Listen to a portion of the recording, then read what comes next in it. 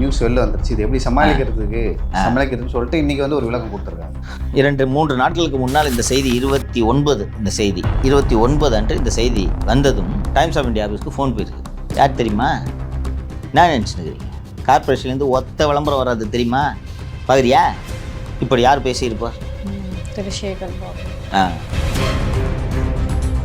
இவர் குமரகுருபுரன், மாநகராட்சி ஆணையர் திரு குமரகுருபுரன் அவரிடம் கேட்டால் அவர் வந்து என்ன சொல்கிறாருன்னா, டெக்ஸோக்கோவோட பார்க்கிங் சிஸ்டம் மாநகராட்சிக்கு லாபம் தரவில்லை, இது சட்டவிரோதமாக வசூலிக்கப்படுகிறது, எவனும் வசூல் பண்ணுறான், இது கார்பரேஷனுக்கு போகிறதில்ல என்று சொல்லியிருக்கிறார்கள். இப்போது இப்படி சட்டவிரோதமாக வசூல் பண்ண சொல்லி நான் தான் வாய்மொழியாக சொல்லியிருக்கேன்னு ஒரு கார்பரேஷன் கமிஷனர் சொல்கிறான்னா கவர்மெண்ட் எப்படிப்பட்ட கவர்மெண்ட் நடக்குதுன்றது தெரியுதா? இந்த சத்யபிரியா இவ்வளோ நாள் எந்த வேலையுமே செய்யாமல் இதில் இப்போ இந்த சம்மந்தப்பட்ட சுதீர் ரவிசங்கர், தேவராஜன் மகிமைநாதன், ஜெகதீஷ் ராஜேந்திரன் இவர்களை எல்லாம் எதுவுமே தொடாமல் அந்த மயிலாப்பூர் ஹிந்து பர்மனன்ட் ஃபண்ட் நிதி லிமிடெடில் யார் ஒரு 4 பேர் இயக்குனர் இருந்தாலும் அந்த 4 பேரை மட்டும் அவங்க மேலே மட்டும் நடவடிக்கை எடுத்துட்டு அப்படியே அந்த கோப்பை கிடப்பில் போட்டு விட்டார்கள்.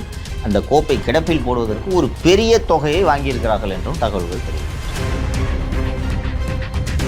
சார், நேற்றைய தினமும் இன்றைக்கும் வந்து தொடர்ந்து வந்து பார்க்கிங் கட்ட தேவையில்ல அப்படின்னு சொல்லி தொடர்ந்து வந்து செய்திகள் வந்துகிட்டே இருக்குது. அப்போ சென்னை மாநகராட்சியில் யார் வந்து அந்த பார்க்கிங் கட்டணத்தை யார் வசூலிக்கிறாங்க, எவ்வளோ வசூலிக்கிறாங்க? ஆக்சுவலாக நீங்கள் வந்து நேற்று வந்து ஒரு நிறுவனம் சொன்னீங்க, அப்புறம் வந்து முன்னாள் இராணுவ ஊழியர்கள் அப்படின்னு சொல்லிட்டு டெக்ஸ்கோன்னு சொல்லிட்டு தமிழ்நாடு எக்ஸர்விஸ்மென் கார்பரேஷன் அப்படின்னு சொல்லிட்டு சொன்னீங்க. உண்மையாகவே யார் வசூலிக்கிறாங்க அந்த கட்டணத்தை? அது சொல்கிறேன். இப்போ உங்களுக்கு எழுந்திருக்கக்கூடிய இந்த கேள்வி சென்னை மாநகராட்சிக்கும் எழுந்திருக்க வேண்டுமா இல்லையா? ஆமாம். இப்போது நேற்று டைம்ஸ் ஆஃப் இந்தியா செய்தியாளர் சென்னை மாநகராட்சியின் ஆணையர் திரு குமரகுருபுரன் அவர்களிடம் தொலைபேசியில் அழைத்து கேட்கிறார், யாருங்க இது இந்த மாதிரி இஷ்டத்துக்கு வசூல் பண்ணுறாங்க அப்படின்னு சொன்ன உடனே அதற்கு முன்பு வந்து இந்த மாநகராட்சியோட வருவாய்த்துறை அதிகாரிகிட்டெல்லாம் கேட்டோன்னா அவங்க சொல்லிடுறாங்க, கான்ட்ராக்ட் முடிஞ்சு போச்சுங்க, 6 மாதமாக டெக்ஸ்கோ பார்த்துக்கிட்டு இருந்துச்சுன்னு சொல்லிட்டு. திரு குமரகுருபுரன் வந்து என்ன சொல்கிறது, கார்பரேஷனோட ரெவென்யூ ஆஃபீஸர் என்ன சொல்கிறார் என்றால், 6 month contract with Texco expired last December, it is yet to renew it. நீங்கள் இதை நல்லா கவனிக்கணும். இந்த கருத்தை சொன்னவரோட பேர் கேபி பானுச்சந்திரன், கார்பரேஷன் சென்னை மாநகராட்சியின் சிட்டி ரெவென்யூ ஆஃபீஸர்.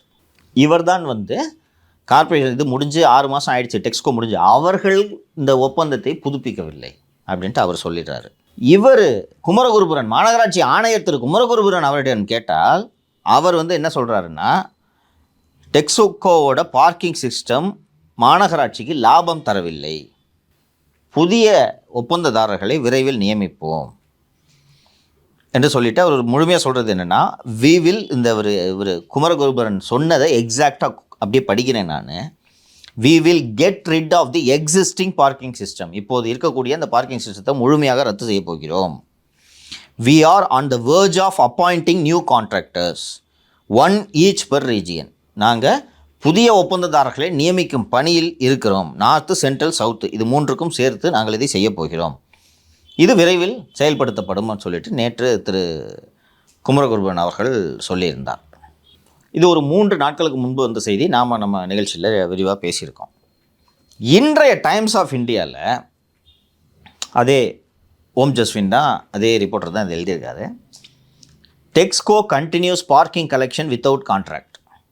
ஒப்பந்தமே இல்லாமல் முன்னாள் இராணுவ வீரர்கள் நலவாரியம் பார்க்கிங் வசூல் செய்து கொண்டிருக்கிறது அப்படின்ட்டு சொல்லிவிட்டு குமரகுருபுரன் வந்து இதுக்கு என்ன காரணம் சொல்கிறான்னா, டிசம்பர் 2024 கான்ட்ராக்ட் முடிந்து போனது உண்மைதான், ஆனால் ஒப்பந்தமே இல்லாமல் அவர்கள் வசூல் செய்து கொண்டிருக்கிறார்கள்.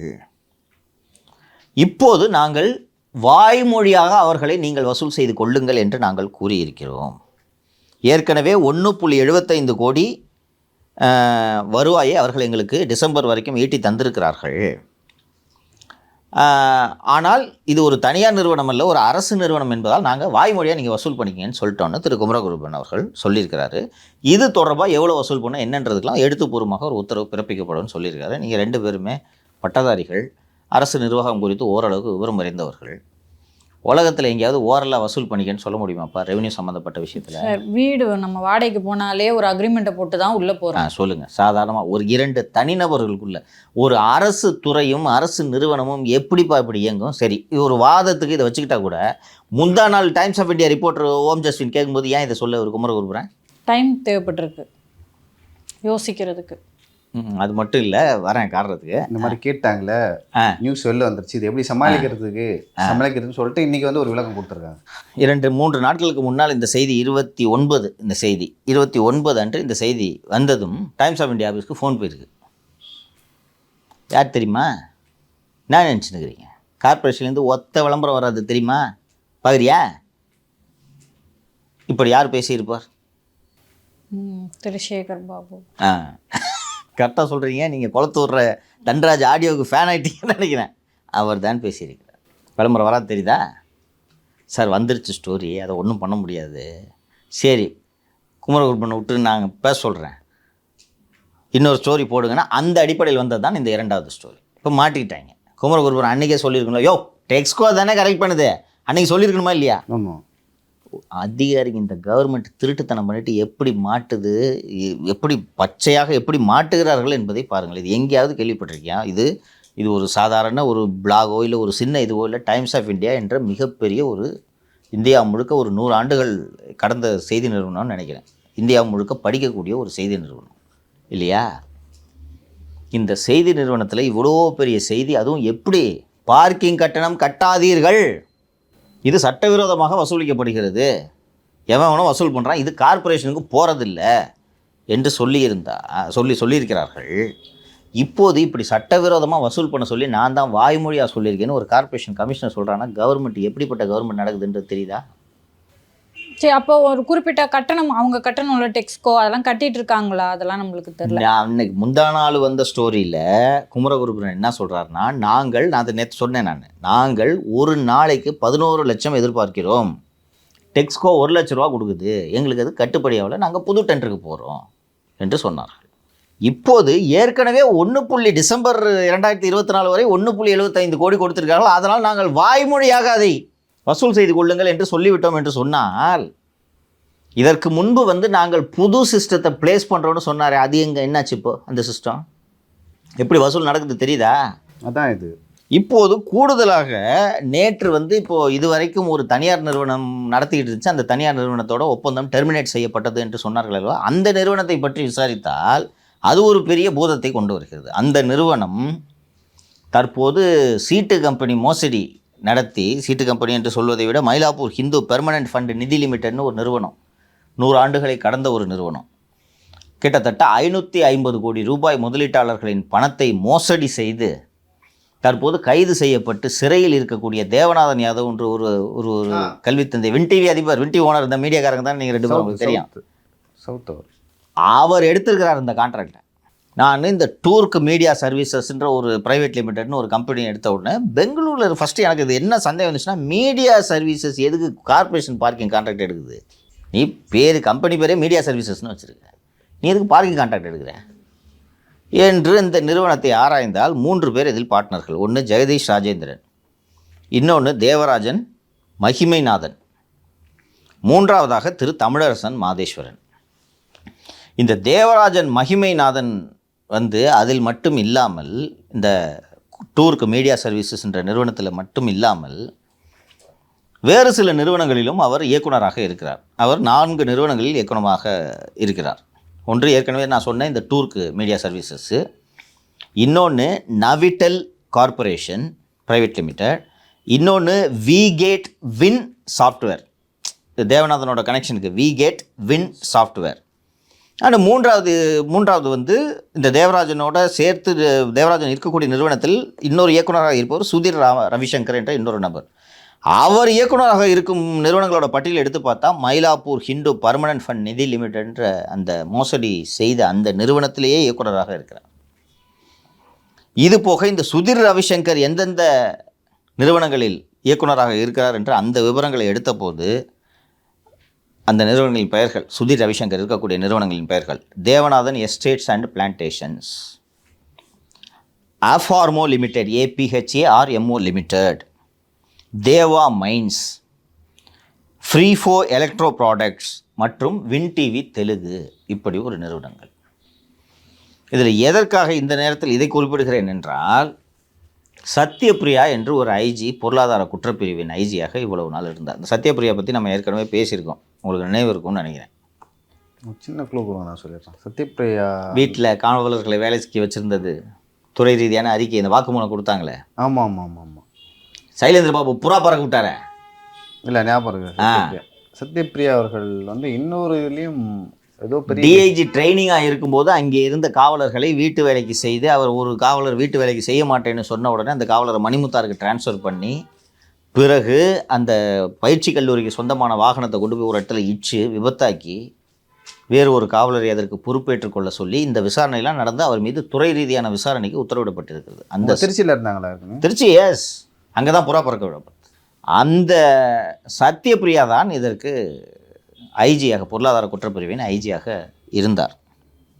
அந்த சத்யபிரியா இப்போது அந்த நிறுவனம், இவர் திரு தேவநாதன் யாதவ் அவர்கள் சிறையில் இருக்கிறார்களே, இப்போ நான் தான் தேவநாதன் யாதவ்னு வச்சுக்கோங்களேன், ஒரு 525 கோடி ரூபாய் ஏமாற்றி விட்டார் என்பது தான் அவர் மீதான குற்றச்சாட்டு.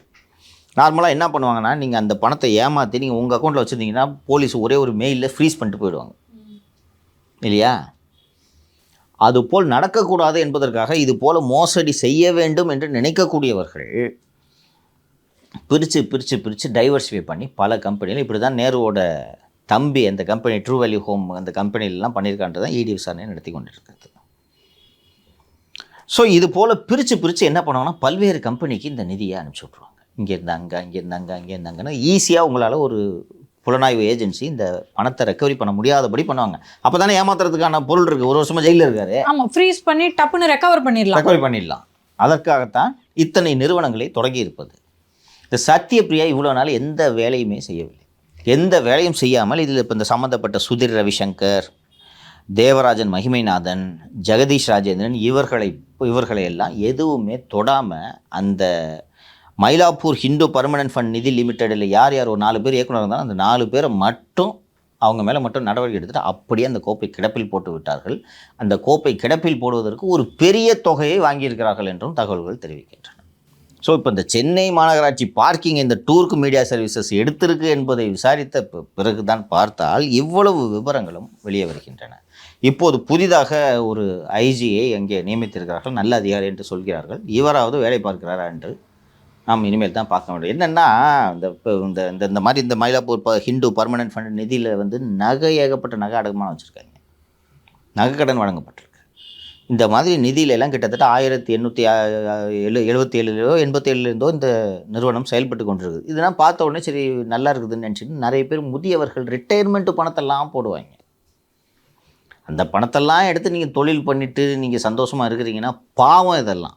அப்படி நீங்கள் இந்த துட்டை திருடி உங்களுக்கு நீங்கள் ஒரு வின் டிவி சேனல் நடத்தணுமா? அவசியமா கேட்குறேன். அது பெரிய லாபம் எடுத்துருக்க மாட்டாங்கன்னு நினைக்கிறேன். அதில் பணத்தை அப்படி இப்படி எடுத்துகிட்டு போயிடுவாமா? வின் டிவியில் லாபம் வருதோ இல்லையா? அந்த வின் டிவின்றதெல்லாம் வந்து கேடயம், புரியுதா? பிஜேபியில் உங்களுக்கு சீட்டு கொடுக்கலான்னு நினச்சாங்கன்னா அந்த ஏற்கனவே ஏதோ ஒரு தேர்தலில் தான் நினைக்கிறேன், தேவநாதன் யாதவுக்கு திடீர்னு பிஜேபியில் கூட்டணியில் கூப்பிட்டு 30 சீட்டு கொடுத்துட்டாங்க. அச்சு புச்சுன்னு ஓடி வந்தார். சார் 30 கொடுத்தா ஆளுக்கு எங்கே சார்? அவர் கட்சி வேறு ஒன்று வச்சுருக்காருல, யாதவர் கட்சின்னு ஒன்று, ஜாதி கட்சி தான் சார். ஸோ இவர்களுக்கெல்லாம் வேலையே என்னன்னு பார்த்தீங்கன்னா இது தான் வேலை. ஸோ இதை சரிவர விசாரித்து இத்தனை கம்பெனி இருக்குன்னா இப்போ இந்த கம்பெனிலலாம் எவ்வளோ அமௌண்ட்டு பார்க் ஆகிருக்குன்றதை பார்க்கணும்ல. இப்போ நான் படித்தேன்ல, விகேட், வின் சாஃப்ட்வேரு, நாவிடெல் கார்பரேஷனு அண்டு இந்த தேவா மைன்ஸு, இது மாதிரி 10-15 கம்பெனி ஆரம்பிச்சுக்கிறது. ஸோ ப்ராப்பராக எக்கனாமிக் அஃபென்சஸ் விங்க ப்ராப்பராக விசாரணையை நடத்தி இந்த 525 கோடி ரூபாயை தொலைத்த எவ்வளோ, 1 ரூபா 2 ரூபாயா? கிட்டத்தட்ட 30 வருஷத்துக்கு முன்னாடி நடந்த கலிமகள் சபா அந்த மோசடிக்கே இப்போ தான் பணம் டிஸ்ட்ரிபியூட் ஆகிட்டுருக்கு. ஸோ விரைவாக நடவடிக்கை எடுத்து, ஏன்னா பலர் முதியவர்கள் இதில் முதலீடு செய்திருக்கிறார்கள், அவர்கள்ட்ட அந்த பணத்தை வாங்கி முதலீட்டாளர்களுக்கு கொடுக்க வேண்டும் என்பதை தான் இந்த நேரத்தில் பதவி நீட்டிப்புக்காக காத்திருக்கும் திரு சங்கர்ஜிவால் அவர்களிடம் கோரிக்கையாக வைக்கிறேன். பொதுவாக நிதி நிறுவனங்கள்லாம் இதை மாதிரி ஏமாத்தினாங்கன்னா வெளியே பேசப்படும். இந்த நியூஸே வெளியே வந்த மாதிரியே தெரியலையேங்க சார். அப்புறம் ஐஜியே துட்டு வாங்கிக்கிட்டு கேஸில் எந்த ப்ராக்ரஸும் இல்லாமல் வச்சுருக்காங்கன்னா அப்புறம் எப்படி வெளியில் வரும் நியூஸு? தேவநாதன் அரெஸ்ட்டுன்றதோடு அப்படியே நிற்கிது. அவர் இன்னும் ஜெயிலில் தான் இருக்கார் நினைக்கிறேன். ஆகஸ்ட் 2024 கைதாக இருக்கிறார். இப்போவும் அப்படியே உள்ளே தான் இருக்கிறார். ஸோ இப்போ இது மாதிரி ஆன உடனே இந்த முதியவர்கள் போய் எத்தனை வாட்டி அலைவாங்க இஓடபிள்யூ ஆஃபீஸ்க்கு? முடியாது. எப்போ போனாலும் சார் இந்த பெண்டிங்காக இருக்குது தரன்ட்டு இவங்க போலீஸ் வேலையே செய்கிறதில்ல. இன்றைக்கி நீங்கள் இன்வெஸ்டிகேஷன் பண்ணுறது பதிலாக நான் இன்வெஸ்டிகேஷன் பண்ணி இவ்வளோ கம்பெனி, இந்த டூருக்கு மீடியா சர்வீசஸ்ன்ற ஒரு கம்பெனி இருக்குல்ல, ஆமாம், இந்த கம்பெனி ஆக்டிவாக தான் இருக்குது. இதில் இருக்கிற ஃபண்டு அதில் இருக்குன்னு சொல்லிட்டு அந்த கம்பெனி அசட்டை ஃப்ரீஸ் பண்ணு, ரெக்கவரி பண்ணு. இல்லைன்னா எங்கே திருட்டு 525 கோடி எங்கே வச்சுருக்காங்கன்னு கேளு. இவ்வளோ கனெக்டட் கம்பெனிஸ் இருக்குல்ல. ஸோ இதை அவங்க ஒழுங்காக விசாரிக்க வேண்டும் என்று கேட்டுக்கொள்கிறோம்.